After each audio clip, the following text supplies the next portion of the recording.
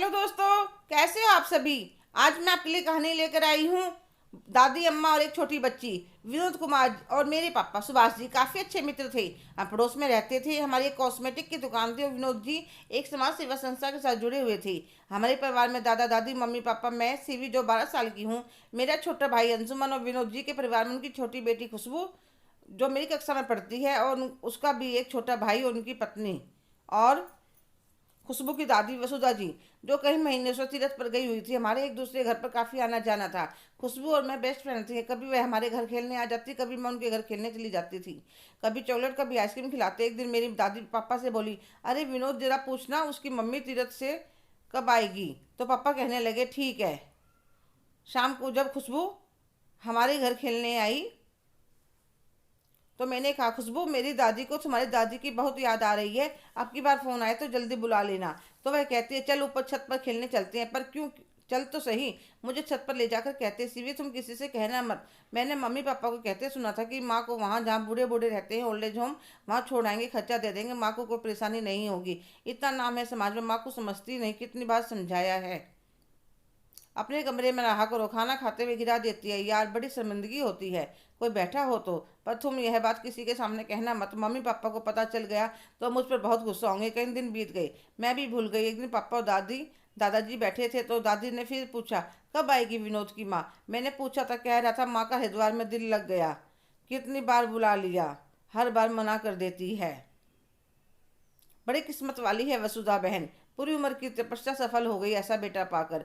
मैंने तो देखा है उसे। विनोद का बाप कितना निकम्मा था, फिर भी अपने बेटे के लिए सब्जियां तक बेची थी। जो भी काम मिलता वही कर लेती। कभी तुरपाई का, कभी बिंदी चिपकाने का, क्या क्या नहीं किया बेचारी ने, ताकि उसका बेटा पढ़ लिखकर कुछ बन जाए। खुद भूखी रहकर उसे भरपेट खिलाती थी। अब सुख देखा है पूरी उम्र में। मैं भी पास बैठी सब सुन रही थी। कुछ कुछ समझ में आया, कुछ नहीं आया।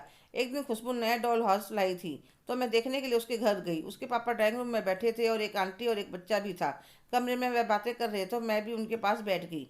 वे आंटी अंकल से कह रही थी, आप समझाइए ना भाई साहब, इसका बिल्कुल भी पढ़ाई में ध्यान नहीं है। क्या पता आपके समझाने से समझ जाए, इसलिए आपके पास लाई हूँ। तो वह बोले, अंकित बेटा, तुम अच्छे से पढ़ाई किया करो। अगर पढ़ाई नहीं करोगे तो कामयाबी कैसे मिलेगी। देखो, तुम्हारी माँ तुम्हारे लिए कितनी मेहनत करती है, दिन रात सिलाई करती है, तुम्हें माता पिता दोनों का प्यार देती है। बेटा, माँ के चरणों में स्वर्ग होता है। हर रोज स्कूल जाने से पहले अपनी माँ को प्रणाम किया करो और पढ़ाई भी अच्छे से करो, तो तुम्हें कामयाब होने से कोई नहीं रोक पाएगा।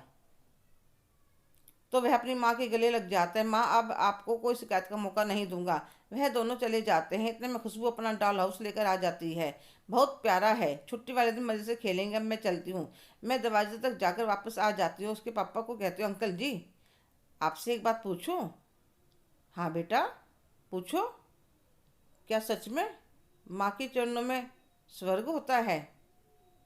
हाँ बेटा, सच में चरणों में स्वर्ग होता है। अपनी माता पिता की खूब सेवा करनी चाहिए। वे कितनी मेहनत करते हैं हमारे लिए। अब तुम देखो, तुम्हारे पापा पैसा कमा कर लाते हैं, तुम्हारी मम्मी सुबह सुबह किचन में लग जाती है, तो फिर अपनी दादी को बूढ़ों के घर क्यों भेज दिया। वह एकदम से चुप हो जाते हैं। फिर कुछ मत बात संभालते हुए कहते हैं, तुमने, किसने कहा। खुशबू ने बताया। बेटा, वह अभी छोटी है, सुनने में गलती कर दी होगी। वह तो खुशबू की दादी ने बूढ़ों के लिए घर बनवाया है। वे तो अगले हफ्ते आने वाली हैं। सच में, मैं जल्दी से अपनी दादी को बताती हूँ कि खुशबू की दादी अगले हफ्ते आने वाली है। सीवी के जाने के बाद विनोद खुशबू को बुलाकर गुस्सा होते हैं कि तुम अपने घर की बात सीवी को क्यों बताती हो। फिर अपनी पत्नी से सलाह करते हैं कि सारे में बदनामी हो जाएगी, हमारे काम में भी फर्क पड़ेगा, सो अलग। आपस में सलाह करके 3-4 दिन बाद अपनी माँ को यह कहकर कि हमसे गलती हो गई, आप घर चलो, पर किसी के सामने कहना मत। माँ तो घराने की खुशी में सब माफ कर देती है। घर के अंदर आते ही खुशबू और उसका भाई उनसे लिपट जाते हैं। दादी अपनी बाहों में दोनों को भर लेती है। विनोद उसकी पत्नी यह सब देखकर अपने किए पर बहुत पछतावा होता है और अपने आप से वादा करते हैं, आगे ऐसा गलत काम जिंदगी में कभी नहीं करेंगे जिससे हमारी माँ को कोई कष्ट हो। हेलो दोस्तों, कैसे हो आप सभी। आज की कहानी आपको कैसी लगी, कमेंट करके ज़रूर बताइएगा। अगर आप मेरे चैनल पर नए हैं तो प्लीज़ लाइक, शेयर, सब्सक्राइब करना भूलें। धन्यवाद।